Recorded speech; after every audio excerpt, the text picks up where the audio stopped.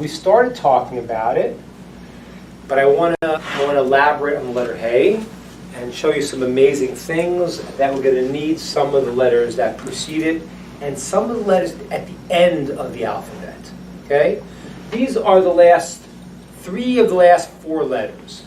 The Kuf, the Resh, the Shin, right? And then there's the Taf, it's the last letter. And we're not going to be dealing with the Taf today. We're going to be dealing with these and contrast them to these. Okay? So far what we did is we had the Aleph. We had the Aleph. And we talked about Aleph is God. It means Aluf, right? Aluf's a general. Yeah. But it also means the Alufo Shel Olam, the great one. It also means to learn, La'alef, Ulpan. So we had a bit of an acronym. We started with Aleph, to learn. Then Beit, we had, which meant house, Bayit. We also said that certain letters were interchangeable, if you remember the 5 places where you speak. And so Bayit could be Bina. So the Talmud says, Alpha Bina, learn knowledge. Okay, learn knowledge. We said last time, the Aleph was oneness, God. Bina was now, the second was seeing two things, the duality, and understanding the whole picture. You have an idea, and then you extrapolate it, you develop it. The Talmud says, the Aleph is Aleph, learn, Beit, Bina, and then, we saw last week, the Gimel, what does Gimel mean? To give. Gomel, give. The word Dalet is, Dal, is to poor people. Aleph, so it's a little bit of a phrase now. Here's how the Hebrew alphabet starts. Learn, knowledge, give to the poor. Okay? That's the phrase. Aleph means Aleph, to learn. Bina is a kind of wisdom we explained in detail. I'm not going to go over that. Then we said the next letter was Gimel, was to give. And Dalet is the word Dal, which is poor, impoverished, poor. Look at the first 4 letters of the Hebrew alphabet. The Talmud says what you should do is learn wisdom. Now, if you learn wisdom and you're very smart, that's enough, right? You don't have to do anything else. You just got to sit and learn and not do anything. Is that enough? No. You learned, you have wisdom, now you have to go out and you got to bring it into the world. Be Gomel, give to the poor. Okay? So here is the knowledge, translating from your mind, extrapolating it, and now bringing it into the world of action. That is the first 4 letters that we have covered in this session. Okay? Learn, oneness, wisdom, understanding all different aspects. Then take it and give to those in need. The Talmud says when you do these 4 things, you get to the next 2 letters. The next 2 letters are the Hey and the Vav, which really are the letters of God's name. Okay? When we talk about the Tetragrammaton, the 4-letter name of God, it's the Yud, which is kind of, we said, is here. It's really over here too. Is the Yud. Okay? And it's the Hey. And it's the Vav. And it's the Hey. Okay? So if you do this process of learning the knowledge and bringing it into actions, then you can now connect and receive the godly letters, which we're going to get into today. Okay? The Hey and the Vav. You got a thought, question? Very cool. Good? All right, cool. Now,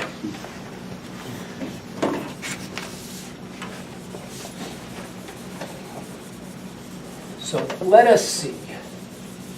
We have a tiny bit of review because we need it for the Hey. We said last time, if you remember, that the way this works is here. The way you make a Gimel is you make a Vav, letter Vav, and you make a little Yud here for the leg. The Yud is the leg, and then the Gimel who wants to give this is his leg here. You see, he wants to give it. He wants to give that Yud, we'll see what that means in a minute, to the next letter, which is the Dalet. What does Dal mean? Ever remember? What does Dalet mean? Poor. Dal is poor, impoverished. So the giver wants to give to the poor. He wants to give his little yud here. And he does. That's the hey. The hey, as you can well see, is a letter. It's a dalid. It's poor. Okay? And then it gets the yud. That's the baby. That's called, literally, in the Kabbalah, it's called the baby, the uber. He gets now, this is an impregnated letter. That's the hey. Okay, this is the hay. The hay is the Gimel wants to give. He wants to give to the poor. The poor gets the gift. That is the Yud. And now we have the amazing letter Hey. Okay? Well, remember all that so far? Okay? We talked how the Hey was the female quality, if you remember. And we're going to review this next. We need this idea. Let's understand the Dalid and the Yud, and then we'll understand the Hey better. We didn't do Hey last time. No, I did 2 times ago. Did you miss that? I'm reviewing it a little bit now. So the Hey is a construct of a Dalid and a Yud. Okay? Let's just review this a second. Dalid, we said, the word means poor. It looks like an XY axis, really, if you look at it. Right? It looks like where you make a graph, right? Because the Dalid represents the physical world. It's moving this way, it's moving that way. It's the physical world. The Y, it's the numerical value of 4, right? Aleph is 1, Bet is 2, Gimel is 3, Daled is 4. And we said 4 always represents, in Jewish thinking, the idea of things being spread out to the 4 winds of the world, the 4 elements of the world. It represents the components of the physical world. I know there's more than 4 elements. I went to chemistry in school, but that's not what I was thinking. No, but we break it down. Even though just to qualify, even though there are more than 4 elements. If you took chemistry in school, you know there's more than 4 elements. But the sages tell us that the deeper underlying thing is 4 systems. So there are people today. There are Kabbalah quantum physicists who explain about the 4. It's gravity, the electromagnetic force, the strong force, the weak force, the 4 main forces. They have different ways to explain what it means, but the physical world represents, we call it, breaks down to 4 constructs. Those are the basic ways the world is understood.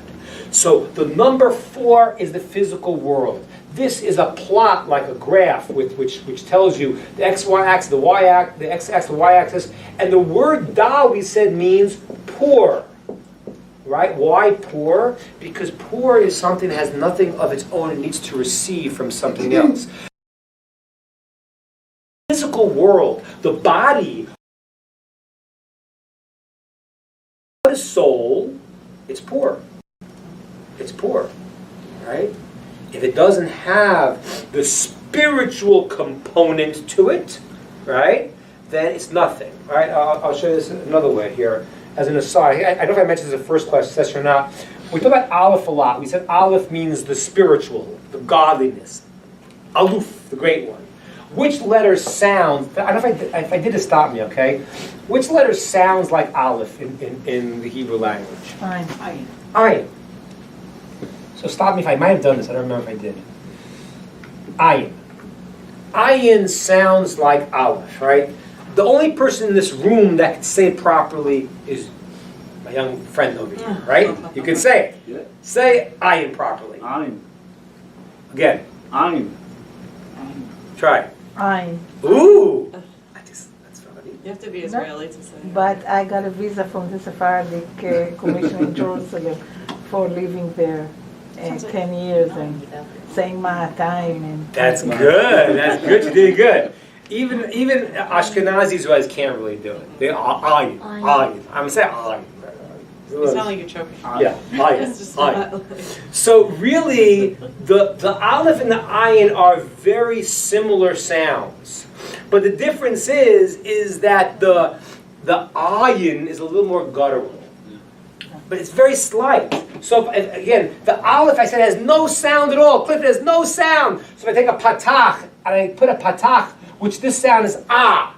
If I go under bet, it's ba. Gimel, it's ga. The ah sound under aleph is what? Ah. right? There's no sound. But and under ayin, it's good. Did you hear the difference? It's never gonna happen. It's never gonna It's a happen. difference. It is. It's a difference because today very Sephardim, Ashkenazim can't do it. Ashkenazim don't know how to make a difference. And therefore, when you hear people that are very educated and scholars, they don't pronounce it differently if they're not Sephardi generally. In halacha, in Jewish law, in the Mishnah Brura, in the Ashkenazi halachic compendium, the law is if you can't differentiate between an aleph and an ayin, you should not lead the community in prayer. You have to daven in front of us every single week now. You don't have to daven in the whole shul. In the Sephardic, you have to pronounce the ayin compared to the aleph. So, That's right. Yeah. So Also the chet and chaf. Yeah, right. So, and by the way, just so you just know, this is a very fascinating thing because we're talking about the alphabet here. The Hebrew language really had many ways to pronounce it. We know, for example, that the Ashkenazim have some mistakes, as do the Sephardim. Right? The Sephardim have mistakes. For example, this letter here,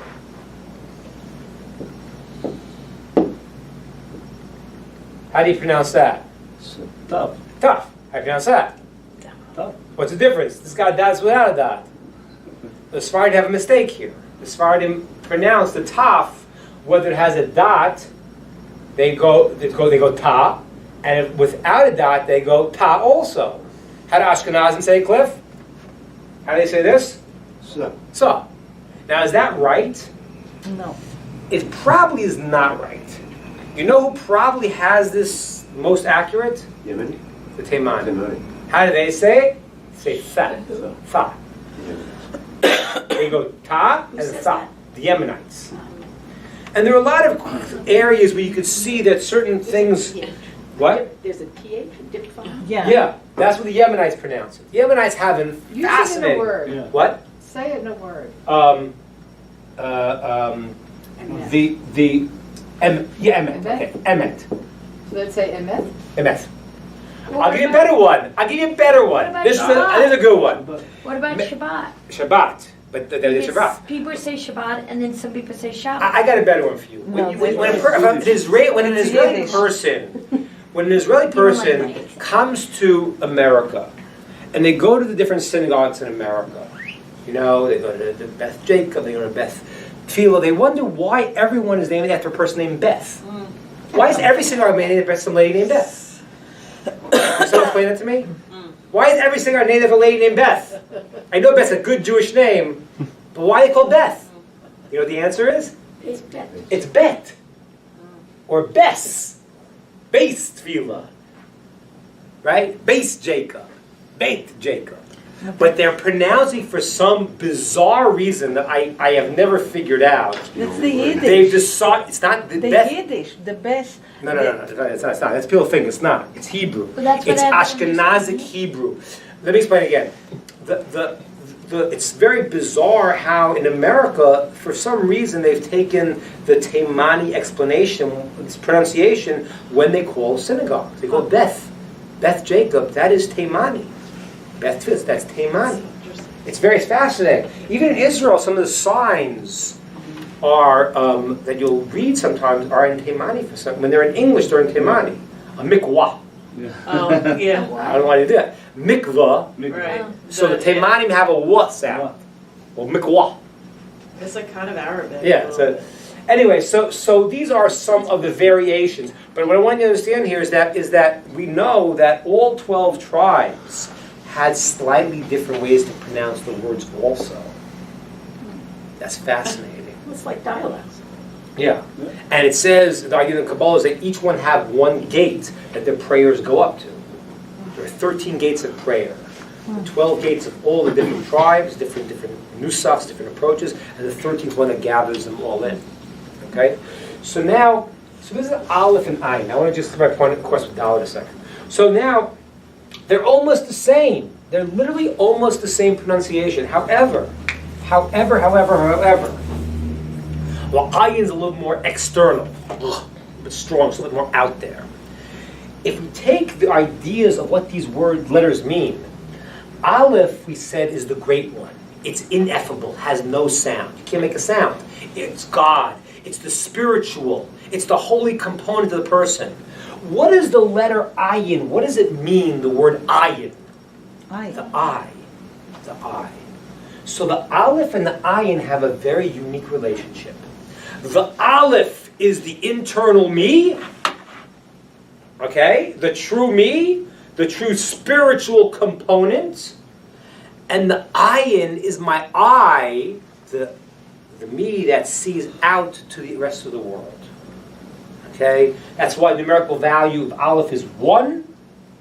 Of ayin, it's 70. It's always, in Jewish thinking, it's always one nation, the Jewish people, 70 nations of the world. The Sanhedrin has 70 members and 1 on top. It's always the one that flips into the idea of the expression in the world. As we said last time, you have 7 days of the week. That's the physical world. And everything times 10, 10 is sfirot. So 70 means that we have the expression of the physical world. There's 1, the spiritual component. There's 70 when I'm looking out in the world. There's 7 colors in the rainbow, we mentioned last time. 7 notes in an octave. That's the physical world. 7D, and times 10, is the full expression of that. So Aleph is the oneness, and then Ayin is the eye that looks out into the physical world. Now watch how amazing this is. You see why I'm getting, I'm sidetracking, we'll see why I'm getting there in a second. According to this idea, let's take 2 words here. Let's take the word or, and the word or. In the Kabbalah it says the following. It says, when Adam was created, he had what's called katnot or in Ashkenazis, katnos or, right? Or in Taimani, katnos or.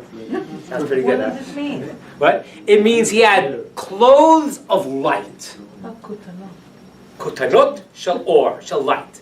What does that mean? So the Kabbalah says as following. It says that when you make Havdalah, you look at your fingernails. Why? One of the reasons, you remember Adam and Eve.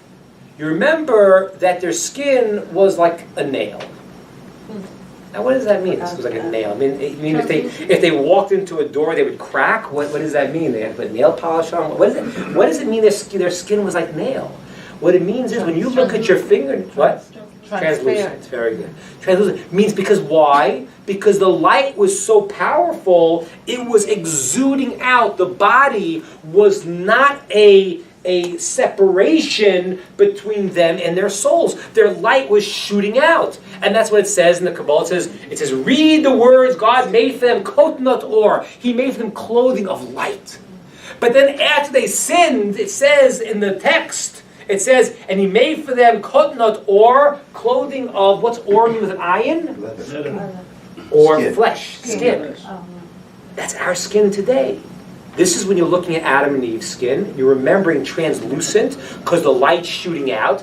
This is our skin today that, you know how your light shoots out? The little pores that you have. Those your little exuding light comes out through the little pores. You can barely see it. You know? And when someone is holy, they may radiate something. But it's not like Moshe when he came down from Mount Sinai. You couldn't look him in the face because the light was shooting out of his face.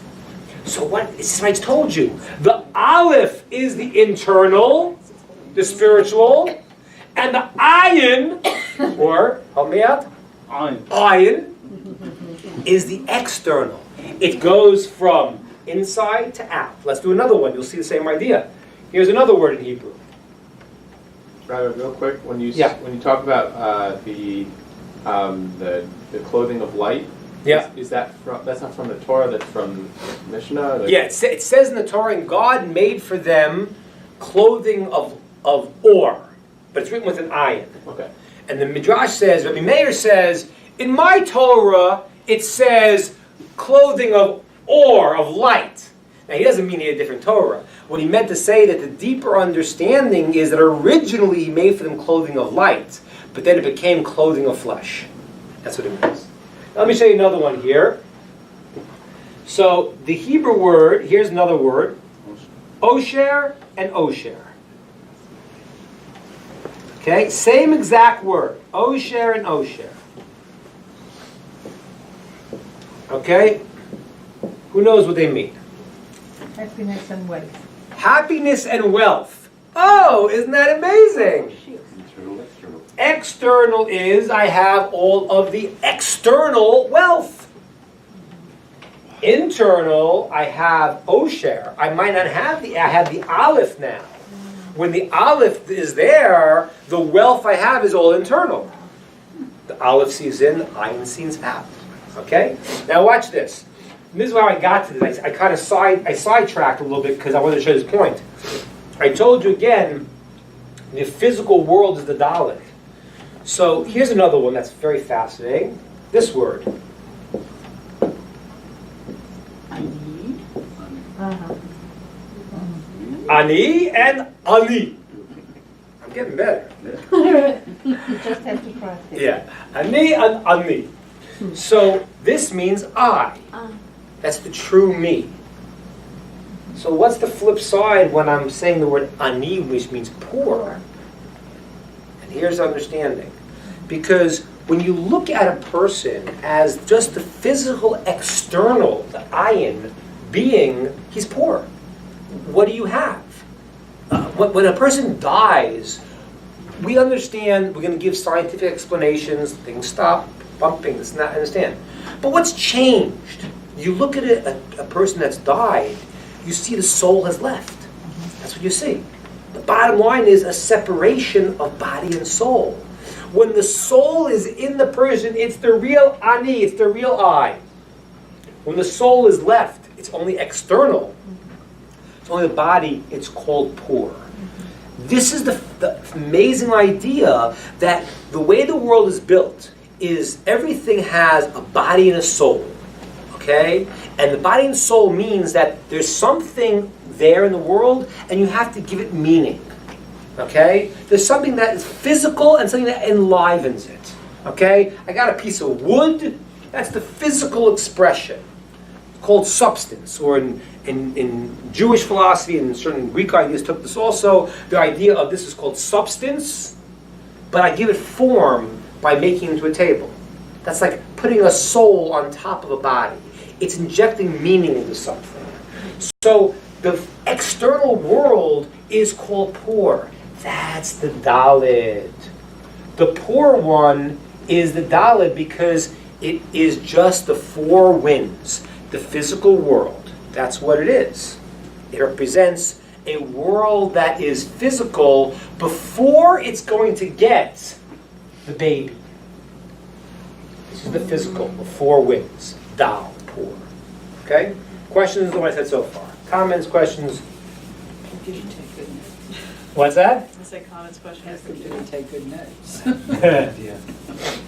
What does Ashir with an iron mean again? Osher with an ayin is wealth, and Osher with an aleph is contentment and happiness. Okay? We got that? It's not so hard. All I'm saying is here is the giver, the gimel gives to the poor the dal. The dal is poor. Dal means poor. Okay? Okay? Physical world. So now this physical world has to get its soul. It's got to get its soul that it has something. The physical world needs to be enlivened. What's the letter it's going to get? The amazing, fantastic, one in a lifetime, Yud. Get excited about Yud, don't you? Sorry, I don't know. Okay. She's getting our chapter. The Yud. I'll tell you about the Yud. Here is the Yud. The first letter in the divine name, the Tetragrammaton, is the Yud. And we talk about the Yud many, many times.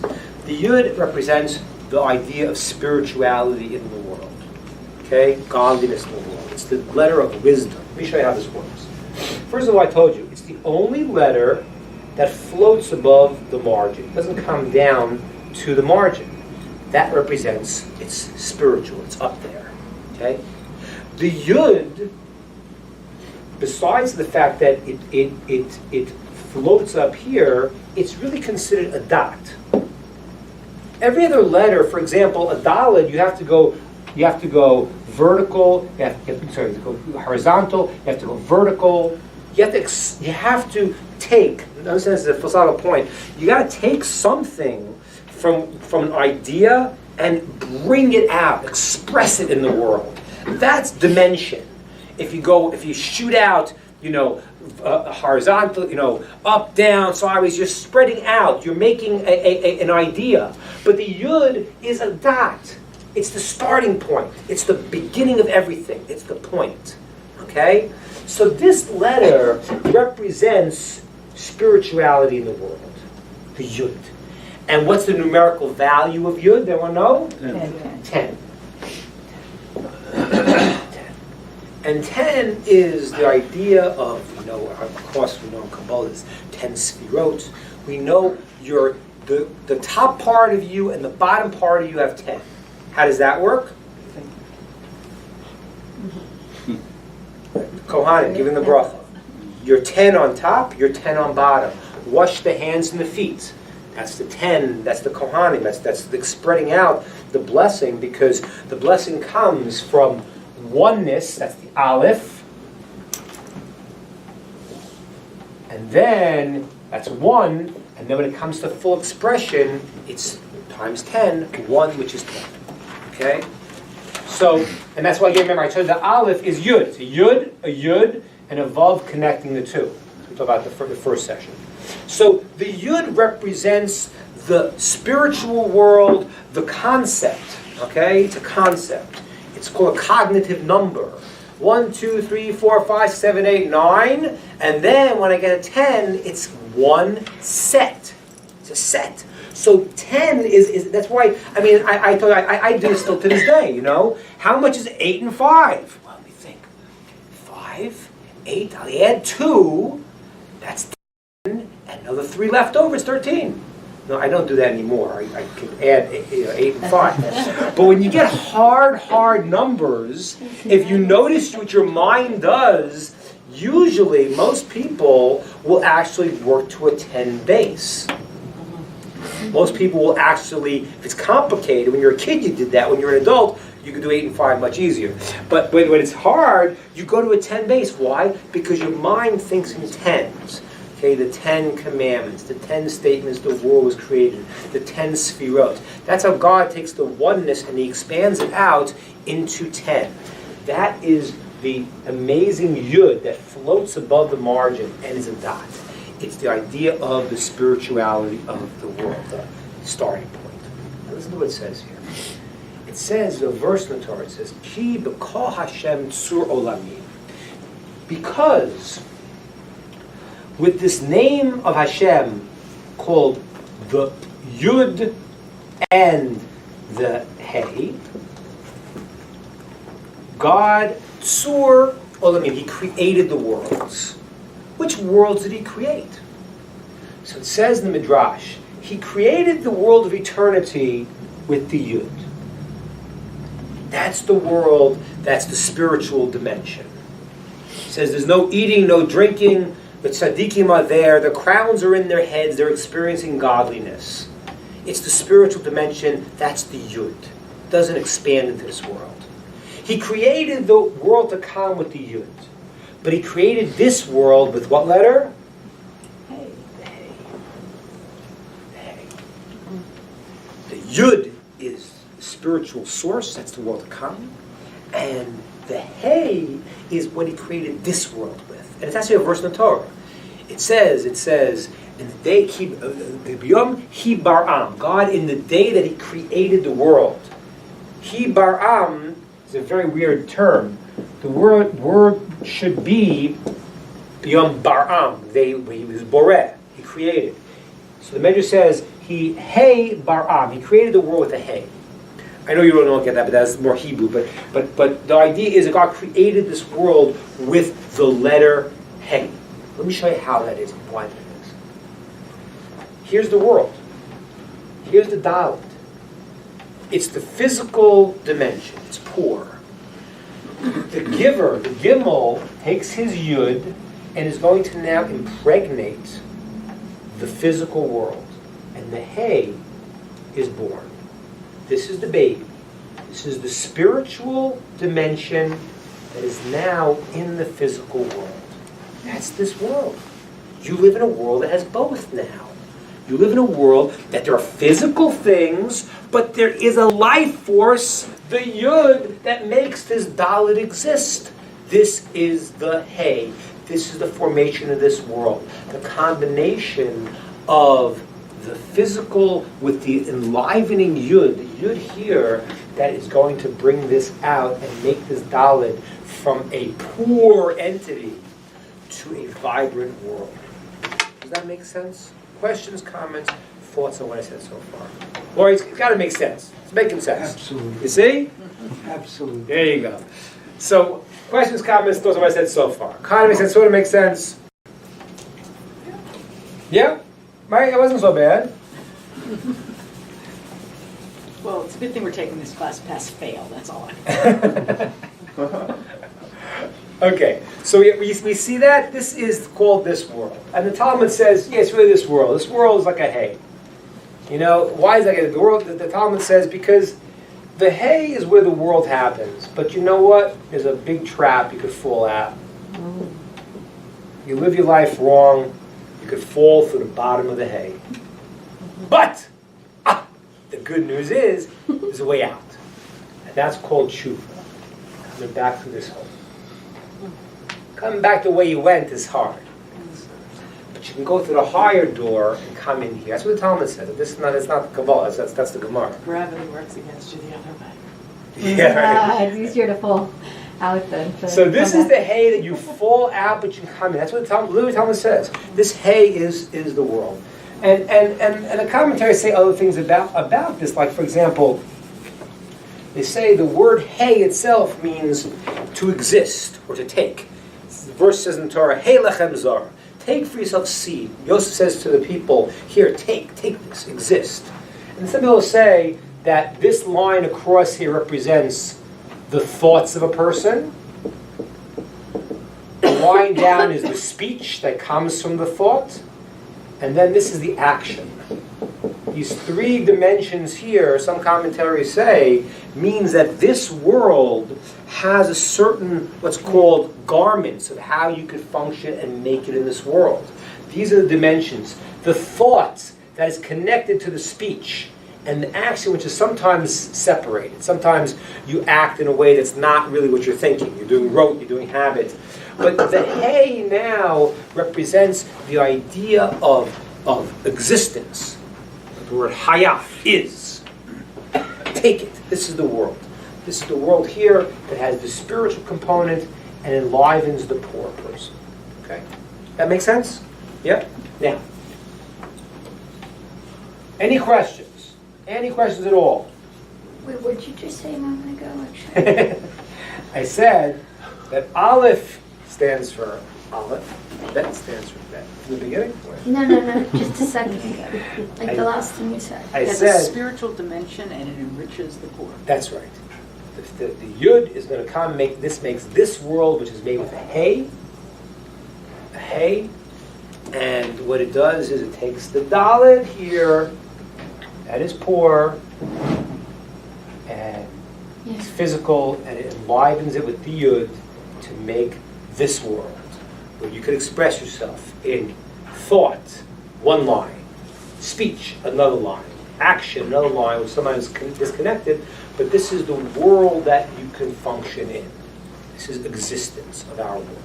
That's So if the Yud is unity, but then its action is plurality, how do you reconcile those two? Oh, beautiful. Very, very good question. Very, very good question. I would say like this, it's a great question. I would say the following.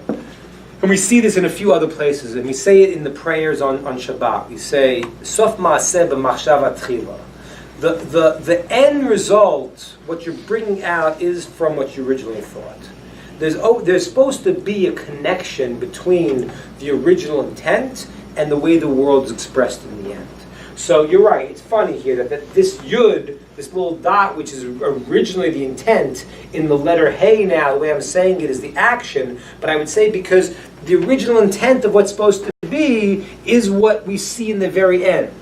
When a person goes and, let's say, builds a building. So you see he built a building, and he made it this kind of way, and this kind of design. And I say, now, this is what I was thinking. The guy says, the builder says, you know what? That's exactly what I was thinking in the beginning. You make a piece of art. And while you're making it, you're like tinkering with it. It's not exactly right. That ever happen? How do you know when it's right?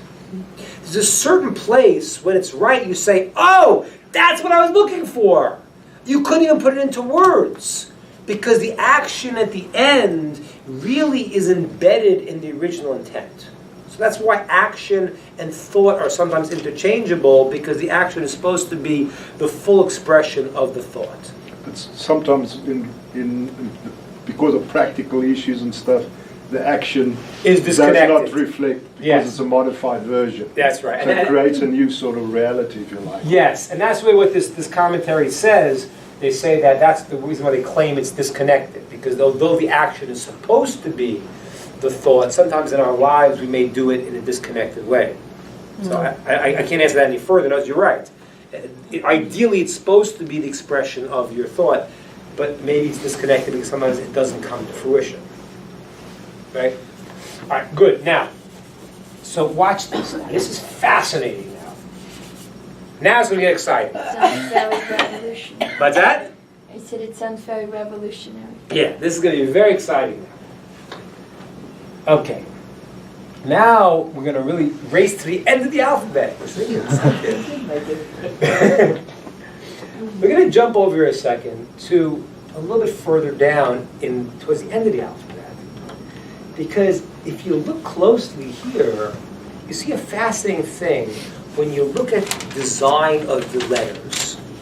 And you look at the Dalet that then was given this uber, this Embryo. This what? Embryo. Embryo. And you look at the letters over here, and you see something that's very fascinating. You see the letters Kuf,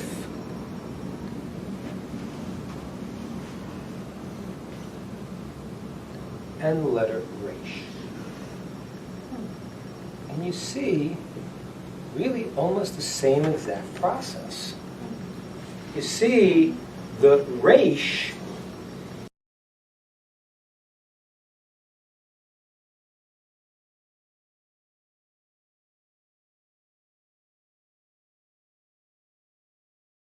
is, the Kuf is a Resh that got its own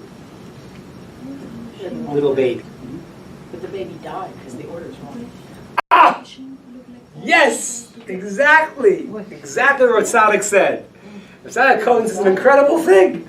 He says, listen, he says, wait a minute. This is a little bit different here. Because here they're in a different order. Here I had the poor guy first, who knew he was poor, who knew he needed something, and he got what he needed.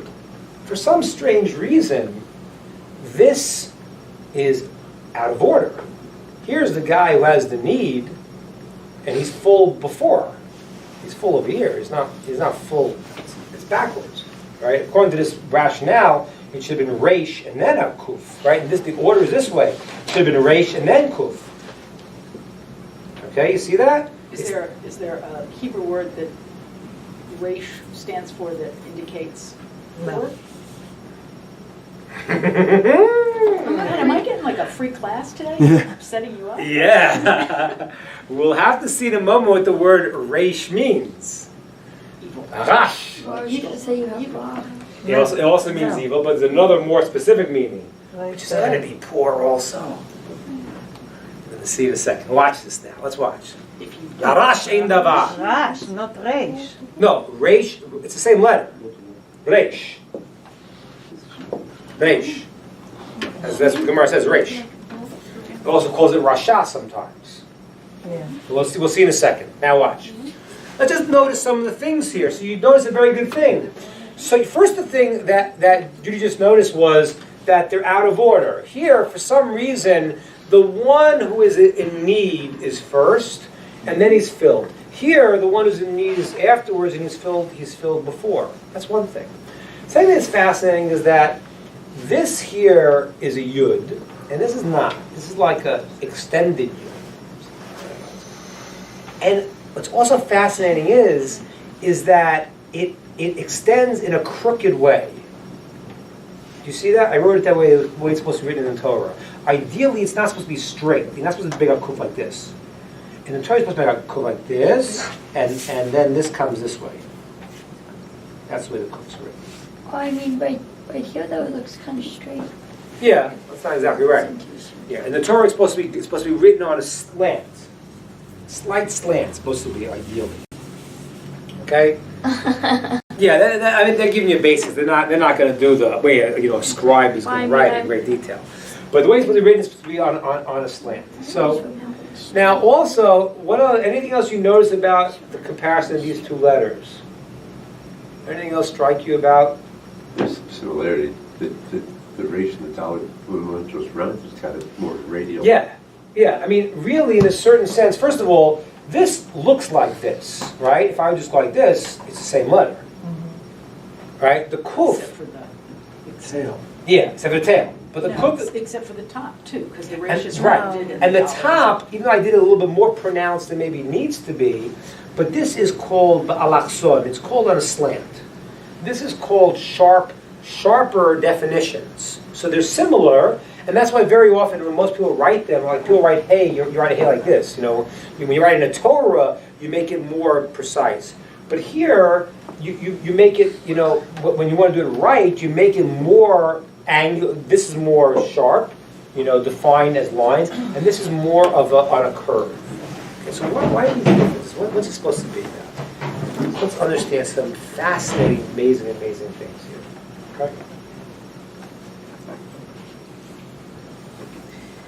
I actually want to tell you first, that every letter has a tribe. Okay, there's different letters. There's 22 letters. It's called 3 mother letters. There's the 12 letters, and then there's the 7 kfula, the 7 double letters.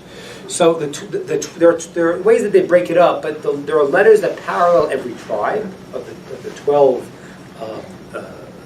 central letters. And then there are tribes and months that correlate also. The letter Hey lines up with the month of Nisan. What happens in Nisan, I want to know? Exodus. Right. This is the story of Passover, we become a Jewish nation. And you know what tribe it lines up with? And we did it last week, so it's a continuation. It lines with the tribe of Yehuda.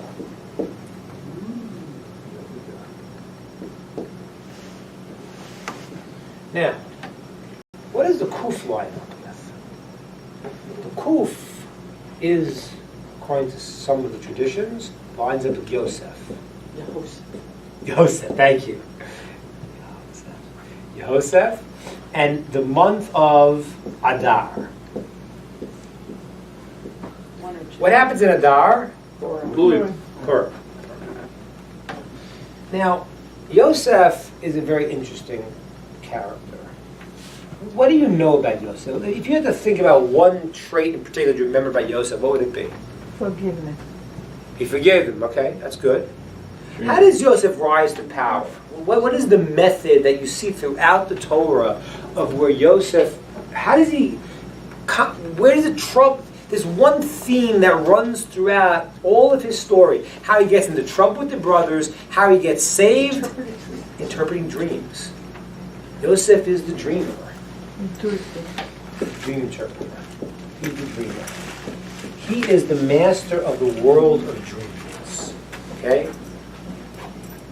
And what do you do in the month of Adar? What's the thing what do you do during Purim? You're happy. And what do you do during Purim usually? Yeah. Getting crazy. Drink and sleep. You enter into your dream state. You drink a lot, and now there's a world of sort of illusion that you're sort of in, right? The Purim is the strangest thing. I mean, you drink and it's the strangest holiday. This is a Jewish holiday. You're supposed to enter into some kind of dream state. You're drinking. This is the actual issues of Yosef. We're going to see in a second. Cliff, the kuf kuf is going to be Yosef. It's going to be Adar. It's going to be the dream state. You're going to see how this works now. If Hey is how the world is created, okay? So Kuf looks like a Hey, but it's not. Does anyone know what the word Kuf means? Imposter. Yes. Mazakov. Monkey. A monkey. This, ladies and gentlemen, is called the monkey before the man.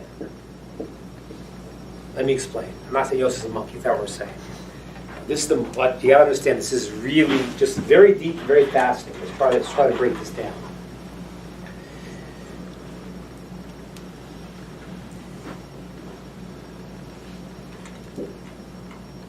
Let's say you have desires, right? What do you do with your desires? How do you deal with your desires? What should you do? Probably depend on what they are and where they're coming from. Okay. You act on them. Channel. You do them. That's one option. You suppress them. You suppress them. Okay. So one is you could actually do that. You suppress them. Okay. All right. You go to therapy. Now, that's well, good. Very good explanation. What is the goal of therapy here? If I have desires, what do I want to have them or not want to have them? Transform, you To transform direct them. them towards good things. Like, Yeah, you see, desires, and this is what you're all saying. Desires are normal, are natural, but how you direct and deal with your desires is going to be the definition of success and failure. You know, to subjugate and to suppress everything you desire. You know, if you start something that's very negative, then you have to do that. But you have to sublimate certain things also. You have to deal with a world where you yearn for things. And you know, it's amazing. It's a fascinating thing. Desire, one of the biggest attractions that makes desire work is not seeing the thing itself. It's being lured into it. I'll give you an example. When Jacob sends the presents to Esau, what does he do? See, he doesn't send them all in one shot. He spreads them out. You know why he spread them out? Why did he do that? He wanted to send them presents. But he says, you go first, and then afterwards we'll have another one coming about 50 feet behind, then 50 feet behind, and he sends like 20 rows, whatever it is, of gifts, but they're all spread out. Why is he doing that? Why did Jacob want to do that? Why? Spread the love. Explain, but what was the advantage of that? It's not, you're not giving him any more. Create drama, Create drama. What does it do now? anticipation. That's right. Because why? Because now when I see something, the desire is built up because I enter into this world of imagining how great it's going to be. I enter this world of illusion. Wow, if this is going to happen, I'm going to be there. Whoa, look how amazing this is. There is a desire that you get when you enter a world where things are not really the way they are. You enter a world of illusion. That is the root basis of desire. When I enter this world of imagining stuff, and then it starts building up in me. I want it more. That's the way you entice someone. You know, you do a TV ad, and you just show enough. That's wow, and the imagination starts to go wild here. The world of the kuf is the world of the monkey. It's the world that sort of imitates this world, but it enters into the dream state. It's Yosef. Yehuda is the month of Nisan. We become a nation. That's when the Jews become a nation. They leave Egypt. In the month of Adar is when we break away from who? Who did break away from the month of Adar? What happened in the month of Adar? What happened? The story of Haman. We broke away, but we didn't become a nation then. We didn't become totally independent, free. It's not what happened. This month here is kind of like dealing with this world things, and it looks like it's there, but it's fully not. This is the imitation of the hay. The kuf looks like a hay, but it's not. It's called the monkey in front of the man. Let me explain this here.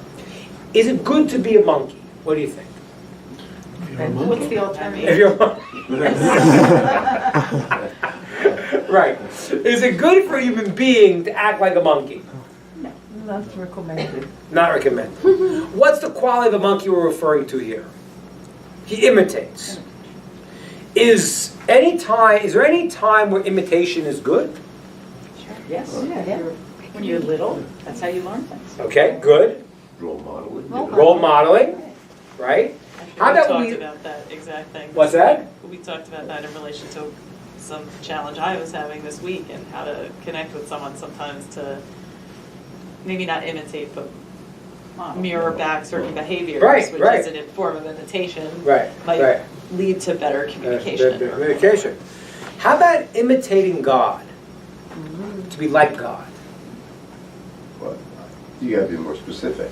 Well, I'll be very Be a specific. giver. The Medrash says, just like he's compassionate, you be compassionate. Oh, okay. Just like he is kind, you be kind. Yeah. Imitate God. That's one of the commandments, imitate God. Just like he's kind, you be compassionate. The kuf has the potential for holiness, the word kedusha, or the word monkey. Because it depends who you're imitating. Depends who you're imitating now. This approach here is this world. The kuf now is when you enter into the world of desire, which may not be bad, if you use it properly, then you can become great and spiritual. Yosef, who's dealing with his desires, and he's dealing with these emotions, and he's using them in that world, he becomes great. Yosef is the master of dreams, and he's the master of desire. It's fast. Think about it a second. The person who could deal with the dream state more than anybody else is also the master of holiness. You know why that is? Because the whole illusion of the world, the things that trap you in, Vegas, come to Vegas, wow.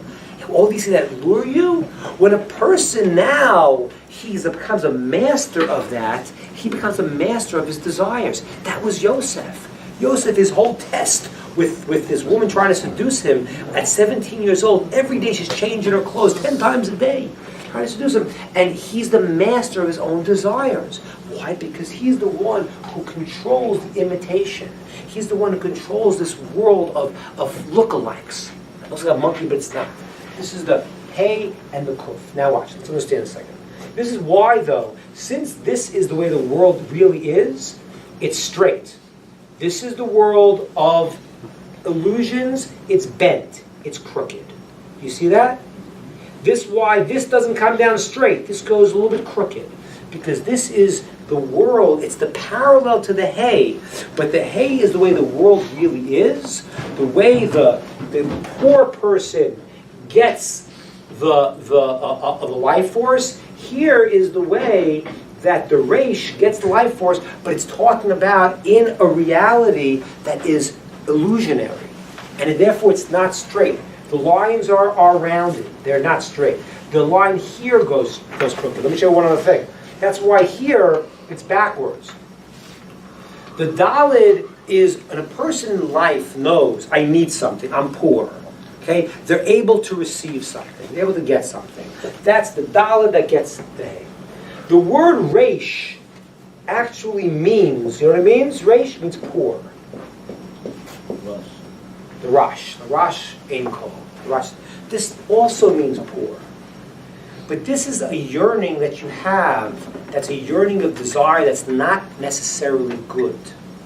And that's why the orders are reversed, as Judy pointed out before.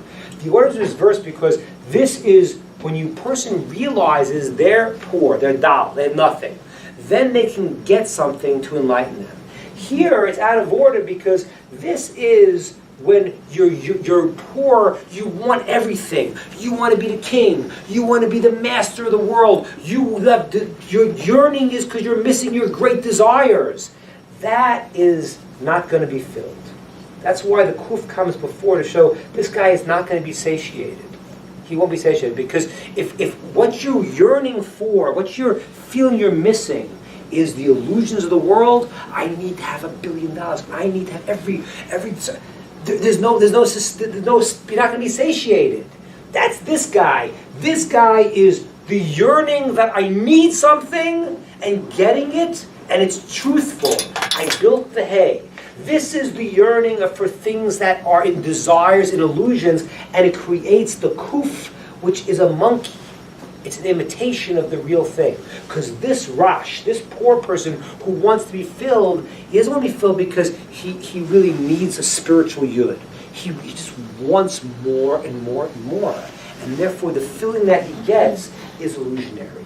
It creates this. What are these two letters here? What do they spell? What do they spell? Car. Kar. Cool. Let me explain this here. Watch this. This is fantastic, ladies and gentlemen. Just hang in. It will become simple in a moment. Trust me. Watch this. Kar. Kar is cold. Kar. I don't want to say one thing that makes me think of a cuss word in Hebrew. I learned when I was younger. Okay, so don't. Okay. I was going to ask you, but let's not. Now, kar. Now, the word kar has some other words that are connected to it. One is it's cold. Cold. As opposed to when I have spiritual motivation, I'm considered warm. Cold, I'm distant. But there's another word here that's very, very important. And this word comes across all the time in one nation that battles the Jews from time immemorial. There's one nation that is always the antithesis of the Jewish people. Does anyone know what nation that is? Amalek. Amalek. That's exactly right. The nation of Amalek. This is the nation, they say probably the Nazis were Amalek. They have the signs that Amalek was willing to kill the Jews at all costs. I'm going to write it down. It's Amalek in English. Amalek. And it's Amalek. The nation of Amalek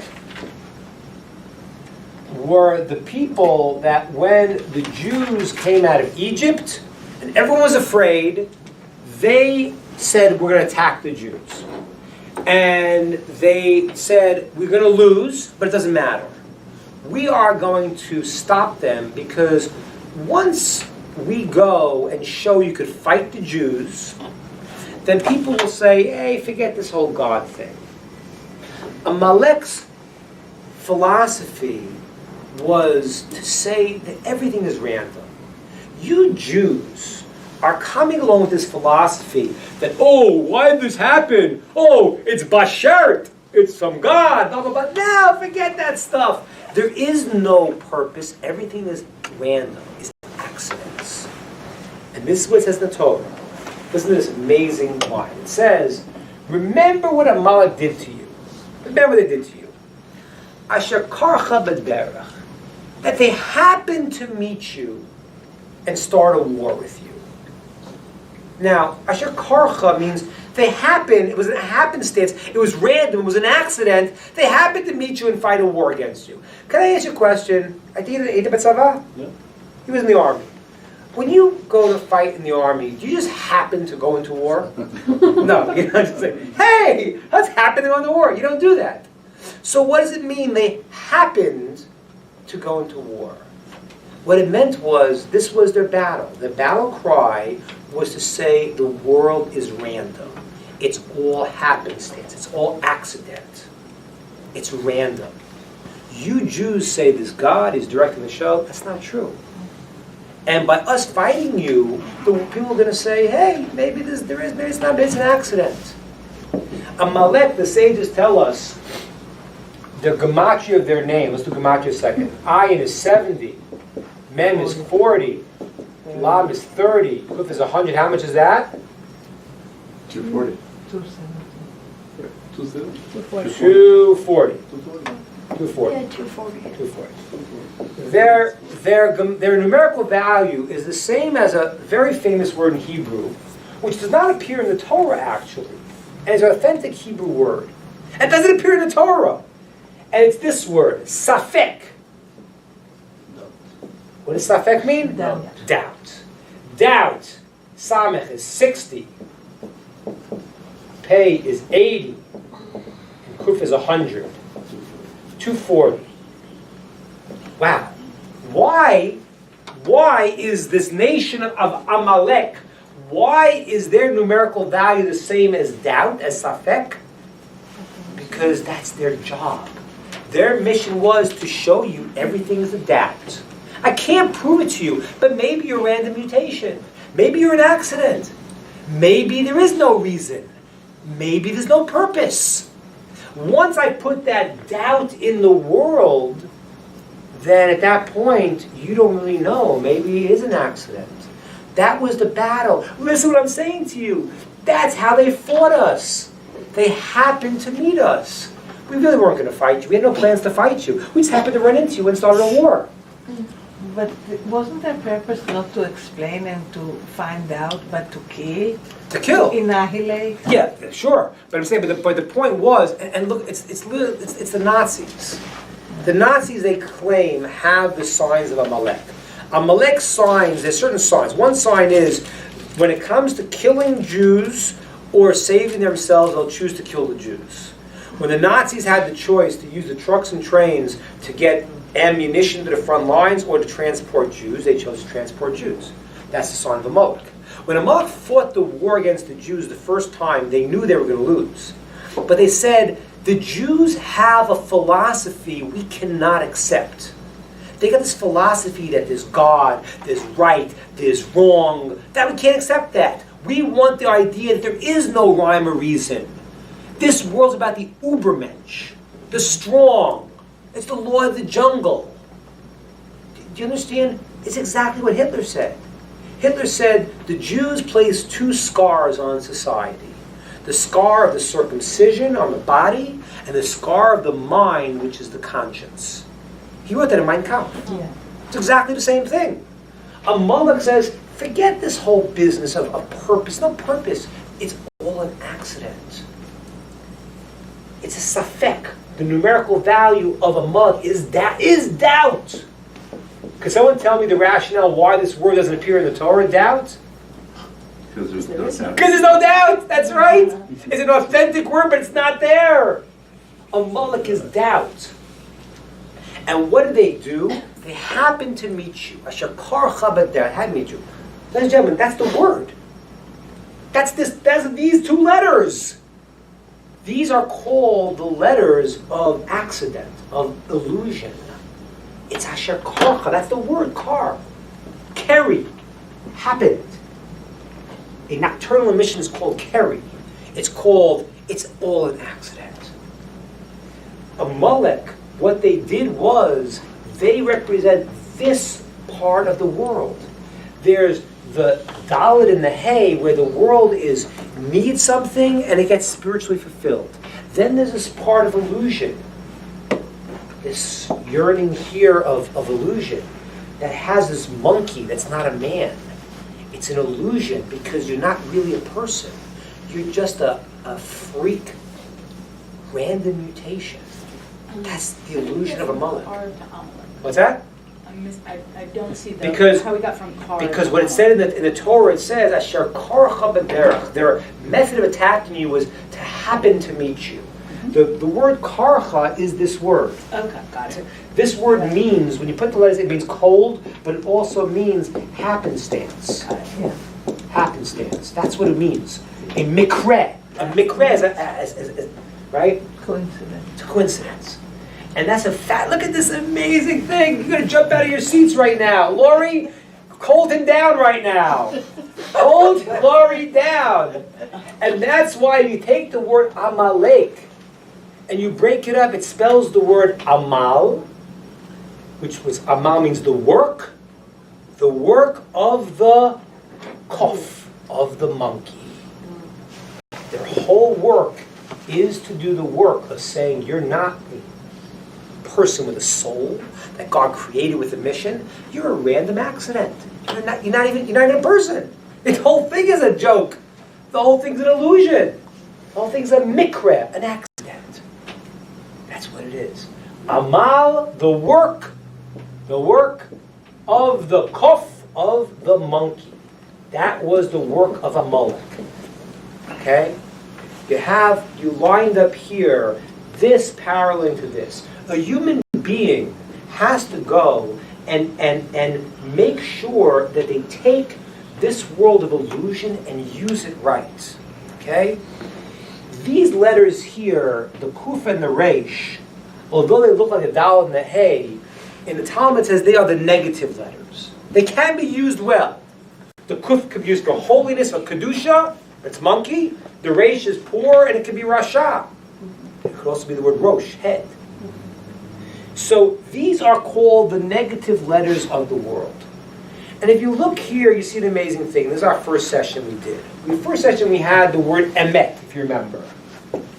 Remember we had that word, emet? Truth. And we said that truth is amazing. It's the first letter of the alphabet, the middle letter, the last letter. Remember we said that? We said if you count the letters between the aleph and the mem, there's 13 letters. Right? If you count with the end of letters, there's 27 Mesokei Tevot. And 13, we says the numerical value of God is 1, echad. 1. You know why? Because there's one truth in the world. This is truth, emet, truth. We said if you take away the little aleph that has no sound, what are you left with? Dead. If you play around with truth and you take away one little bit of it, it's death. It's no good. And we said to you that the emet stands on 2 legs. All the letters are on sturdy ground. But then we contrasted with another word. Okay? And this word is not the beginning, middle, and end. This word is all the letters are together. It's this here. It's all 3 letters together. It's the kuf, the resh, and the shin. But they're a little bit out of order. And they spell the word sheker. What is sheker? A lie. A lie.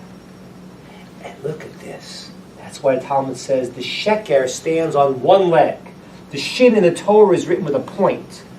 1 leg, 1 leg, 1 leg. Because lies stand on 1 leg. They're not sturdy. Truth is stable. Truth is far apart. There's only one truth. Lies are many. They're so close together. There's so many possible lies, but they're just a little bit out of order. And watch what the Talmud says now. It says in the Zohar, it says, the shin is called the letter of truth. We talked last time about the number 3. It has 3 heads. And we said 3 was the balance. I got the right. I got the middle. Shin, it says the letter of truth. And you know why it's the beginning of lies?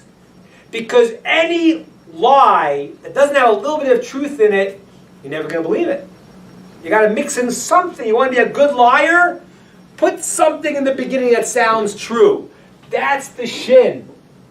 That is the letter of truth that is heading up these letters. The letters of kar, of cold. The letters of illusion. The resh, who's poor, and he wants to get filled up his desires in a crooked way. The shin heads these letters of accident, happenstance, of Amalek. It heads it up because this is where the lies come from. They come from the person going and having his illusions, his desires that are out of whack, and building up some fable and putting some little bit of truth in here. There's the sheker, there's the lie that stands on 1 foot. Last bit I want to say, but you have to understand one thing, that everything in the world needs to be used. The world of illusion, the world of dreams, is a very purposeful world. It's very good. If you could take your desires and you could go and you could use them in a proper way, then you've taken the illusion of this world and you've used it for yourself. And you have to do that. I'll give you an example. A person has a dream to go and to be something. Okay? He wants to be something. He wants to imitate something. That's good. That's good. If I want to be, when I'm a kid, maybe I want to be the greatest baseball player in the world. And it's an illusion. I'm not going to be the greatest baseball player in the world. But there may be a part of me that wants to achieve something great and think big. And I take that dream and I use it in some way that it becomes meaningful. That's taking the Yosef, the dreams and the illusion of the world, and directing them that they propel you to attain the right thing. That's the whole secret of this part that parallels the Dal and the Hay. It's in a world of illusion. That, ladies and gentlemen, can be bad if you get stuck in the world of illusion. Then it becomes cold, it becomes accidents, it becomes Kerry. Kerry is called when a person has a nocturnal dream in a way that his seed is not focused towards his soulmate. It's not creating, it's just random. But if you take the yud in the Kerry, in the nocturnal dream, in the emission that's not directed towards something, and you put the yud in the front, it spells the word yakar. Yakar is greatness, value. The whole idea from this system is that there is a place where in the beginning a person is a dalit, he needs something, he gets what he needs. That's the way the world's built. The hay is the world. Okay? It's a physical world. It's true, you're physical, you need something. God gives you the yud, you got a hay, you got a world. But there's another part of the world where you start to dream things and you make up things and you're a dream boy and you yearn for things. And that's a trickier place. That if you try to get all of your fantasies in the world, it's going to come out crooked. Crooked like these guys. It won't come out straight. But if you master that aspect of your dreams, and you don't fall into the sheker, into the lies, and you master it, you take the negative aspect and you focus the yud in the front, you create greatness. Yakar is like, it's more than just greatness. It's like, when I have something that's called zolel, it's negative, I pull out the greatest thing from the lowest thing. And so therefore, when your dreams and your fantasies, if you follow them in a way that you just try to fill them up all the time, you're stuck in the world of sheker, of lie. If you take those dreams and fantasies and you direct them in a way like Yosef, you pull out the greatness in yourself and transform these letters from being negative to being the greatest beauty, the greatest greatness, the yakar, the greatness of the world. Yeah. Quick question. I'm a Hebrew noob, so can you just draw the kuf the way I see it in prayer books? Yeah, like this probably. Probably just like this. Yeah. Yeah. It's the same thing, it's just the only thing I did was I made it curved a little bit. Okay. But the way it is in a prayer book, you can pull out a prayer book, it's over there, you see? Yeah, that's close enough here. Can we go for a second to Amalek? Because Yeah. it bothers me. Yeah. Are we supposed to have in each generation a remnant of Amalek that want to kill us and it will never end?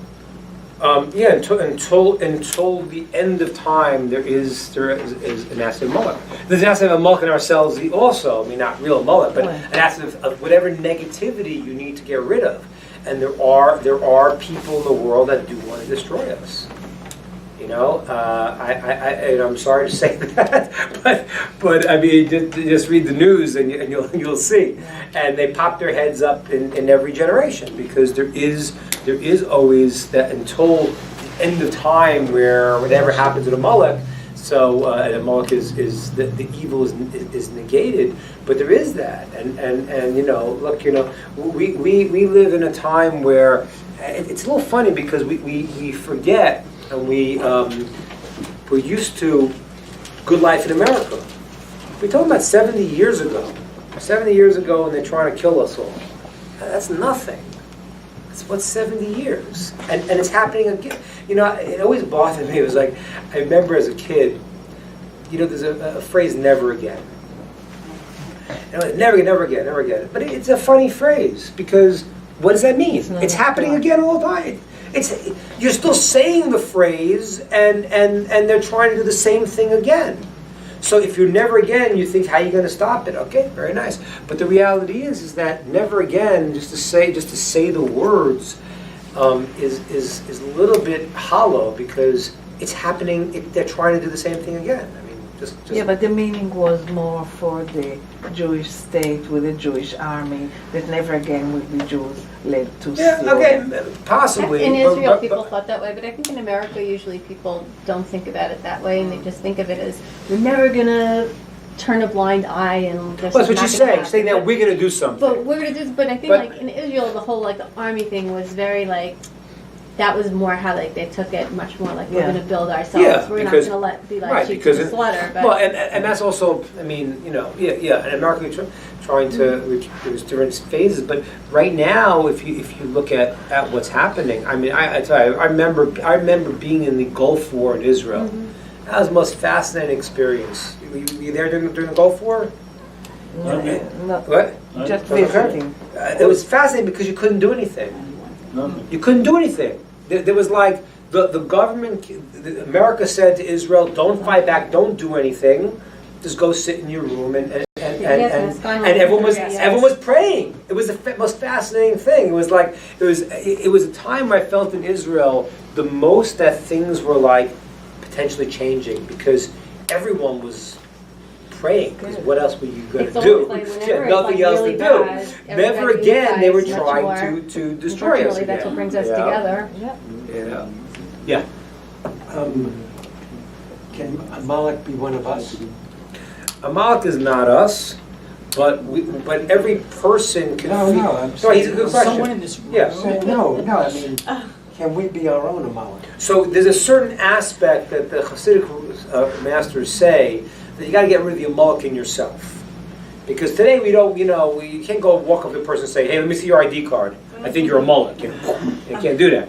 We don't know who's who. But they say so. Therefore, every year you gotta take out whatever is negative in yourself and get rid of that. Get rid of the Amalek within inside of you. Yes, there is an idea like that. What about And second, never again. I'm looking at God, all the world. Right. And you're right. It hasn't ended in the rest of the world. Yeah. Us, they're still against us, and they're doing it all over the world. Yeah. Yeah. So, I hope things go well. I mean, thank God I'm not nervous about it. It's going to be good. It's going to be good in the end. But it's a bit of a rough ride. It's a bit of a rough ride. And whatever you think about politics and whoever you voted for or didn't vote for, don't believe that things are going away that fast. They're not. I mean, they're just revving up. I mean, Turkey and Russia. That's there are actual teachings about these things. I think I've shared one time. The Gemara talks about Persia, about Iran, how Iran, and describes in great detail. So these things are revving up, but you can't be nervous about it because God's on our side. Going to the never again and whatever, I feel I could have an intellectual conversation with you and say we have to help people. I like Syria right now; those are Okay. poor people. But I feel impotent, other Right. than giving money to somebody that's Right. helping them or whatever. As a Jew, and when I think of never again, I would like to believe we should never let things happen like that. Right. But it's like I suddenly don't know how to make a difference or how to help. Yeah. And all these lessons of the alphabet, where the potential for greatness or the potential for not, I feel like we're getting sucked in. We can't reach our potential because of what we're surrounded by. Possibly, but another way to say it is you could reach your potential because of what you're surrounded by. And I think that's more accurate in the sense that, there was a great Rebbe, the Kutzker Rebbe. He said, when I was a kid, I thought I was going to change the world. I got older, I said I'm going to change my country. Older, I'll say I'll change my state. Older, I'll change my town. I really want to change myself. And that's really the truth is, and that's why when I talk to you about the mystical things, there's a reason for it, because when you change yourself, you are changing the world. We believe cosmically every positive thing you do in your circle, in your community, is helping a child someplace in the world, because you're actually creating a better world. So yes, you should go and do whatever activism you can to make the world a better place. But don't make the mistake that when I function in my world, I'm not helping. Yes, if you can't help and you turn a blind eye, that's a problem. You really don't care so much.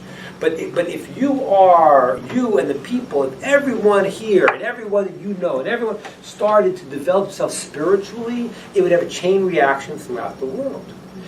You know, it's an amazing thing. It says, you know, when King Shlomo was the king, how great it was. You know, it was so great. And then the Jews would have the temple. But what people don't realize is, the Midrash says that every country in the world had a blessing. There was no famine. There was no natural disasters. The whole time of Shlomo, when he was the king, when we were at our pinnacle, the whole world was at their pinnacle. That's the deeper meaning of being a light unto nations. That when we go and we act as a light, we will influence others. And right now, the Jewish nation are stuck in this question of like, how do we lead? How do we show? What are we? Who are we? And to the degree that we decide to be a light, we are going to have a tremendous effect, both from activism, positive things you could do, but also, and sometimes even more importantly, because sometimes people like do on the outside, but they don't do on the inside. They might not be nice, you know, in their house. They might not be nice to their relatives. They might not do anything in their own. They might just, you know, here's some money, and I don't think about it. That's less. We want to start making our world different, changing our universe. We will change the whole world. And if the negativity is happening, we got to say that even more so we're going to do this. Yeah. So with the, I completely agree with what you're saying, but I think that at least for me, if I'm only focusing on like changing myself and changing my current reality and the people I'm affecting in that small bubble, maybe without proper intention, it could just end up being just within that bubble. Is it something where we have to say, okay, I'm going to like help my community and doing everything I can to build up my community, but through this, like God made the world, you know, be built up by my actions. Do we have to put that intention into our actions in order to make that change? It makes it go stronger. And what I'm basing it on, and I haven't explained it now, I explained it in the past, but what I'm basing it on is that I've talked before how the spiritual worlds are parallel to our human beings, how we are. And when you do something, you affect the entire spiritual system. And that idea means I do affect everything. So yes, if you think how I want to affect the world, you will. But like we say in prayer, we say, you know, we say it on a Shabbos, every Shabbos, it says, Talmidei Chachamim, scholars bring peace to the world. It says your children, and don't read your children, read your builders. What do you mean builders? Because every time you do something positive, you're building the spiritual world, you're affecting the world. So yes, if you're doing it, you should think, I want to make the world a better place, but you are. And you should also try to do what you can do outside of your circle. But what Terry was saying before is, certain things you just can't. You know, I mean, they're slaughtering people in these countries that barely make the news. You know, it's like, okay, you know, they slaughtered a bunch of. It's unbelievable. Everyone's focused on Israel, but you know, people are actually committing war crimes and crimes against humanity in these countries on regularly. You know, okay, ISIS killed another 1,000 of these people. What's going on? You know. The world doesn't care when they kill blacks, Arabs, and Jews. The world doesn't care. You know, it's so. What? And on that note, I think I'll slash my wrist. No, it's forbidden. Anyway, let's end it on a good note. So what we've learned in these 4 sessions in 30 seconds is the letters of the Hebrew alphabet are the material the world is made out of. Aleph is the godliness. Take that, bring that Aleph into the world. Bring that Aleph into the world. Learn. That's Alpha. Learn it. Bet is that when you learn that, build a house. Bet. Build a house in the world. Take their ideas, expand them to bring it into the world and to expand them. Then take the kindness. Be a gomel. Be a giver. Be a giver to a person who's dal, who's poor, who's a dalit. Understand he's embarrassed, he can't look at you. Find a way, he has his back to you. Find a way to go and to give him in a way that he has true independence. And then when that happens, what you're going to do is you're going to create this world, the hay, you're going to create a world where the spiritual is enlivening the physical. And sometimes there's going to be other scenarios where there's going to be a yearning and it wants to be filled. And if it's in a world of illusion, you need to be careful, because if it's in a world